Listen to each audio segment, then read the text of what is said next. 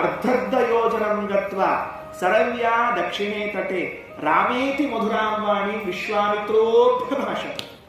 ಒಂದ್ಸರ್ತಿ ರಾಮ ಅಂತ ಕೂಗಿದ್ರಲ್ಲ, ಏನ್ ರೋಮಾಂಚನ ಆಯ್ತು, ಕಣ್ಣ ನೀರು ಬಂತವ್ರಿಗೆ, ಆನಂದ ಆತಂತ. ಅಯ್ಯೋ, ಇಷ್ಟು ಮಧುರದ ಈ ರಾಮನಾಮ.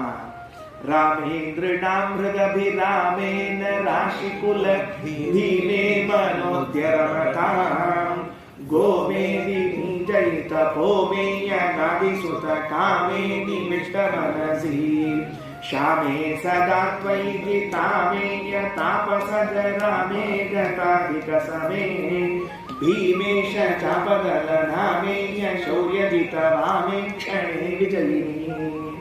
ರಾಮೇಂದ್ರನಾಂ ಹೃದಭಿರಾಮೇ. ರಾಮ ಅಂದ್ರೆ ಎಲ್ಲರ ಹೃದಯದ ಅಭಿರಾಮ.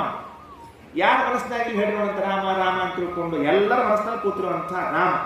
ರಾಮ ಅಂತ ಮೊದಲನೇ ಸರ್ತಿ ಕರೆದ್ರಲ್ಲ, ಅದು ಏನು ಆನಂದ ಆಯ್ತು ರೀ ಎಲ್ಲರ. ರಾಮೋ ವಿರಾಮೋ ವಿರಜೋ ಮಾರ್ಗೋ ನಿಯೋ ನಯೋ ನಯಃ. ಎಂಥ ನಾಮ ಇಲ್ಲ. ರಾಮ ನಾಮ ಅಂದ್ರೆ ಅದ್ಭುತವಾದ ರಾಮನಾಮ. ಅದರಂಥ ಸ್ವೀಟಷ್ಟು ಸಿಹಿಯಾದದ್ದು ಇನ್ನೊಂದಿಲ್ಲ. ವಿಶ್ವಾಮಿತ್ರರು ತಪ್ಪಾತವ ರಾಮ, ಕ್ಷಮಾ ಮಾಡೋ ರಾಮ. ಯಾಕೆ ಆ ಹೆಸರು ಇಷ್ಟೊತ್ತು ಹೇಳಿದ್ರೆ ಎಷ್ಟು ಪುಣ್ಯ ಸಂಪಾದನೆ ಮಾಡ್ತಿದ್ನೋ ಗೊತ್ತಿಲ್ಲ. ಊರು ಬಿಟ್ಟಾಗಿಂದ ರಾಮ ರಾಮ ರಾಮ ರಾಮ ರಾಮ ರಾಮ ಅನ್ಕೊಂಡು ಬಂದಿದ್ರೆ ಎಷ್ಟು ಪುಣ್ಯ ಬರ್ತಿತ್ತೋ ಏನೋ. ತಪ್ಸ್ಕೊಂಡೆಲ್ಲ ಈ ಮೊದಲೇ ಸರ್ತಿ ರಾಮ ಅನ್ನೆಲ್ಲ.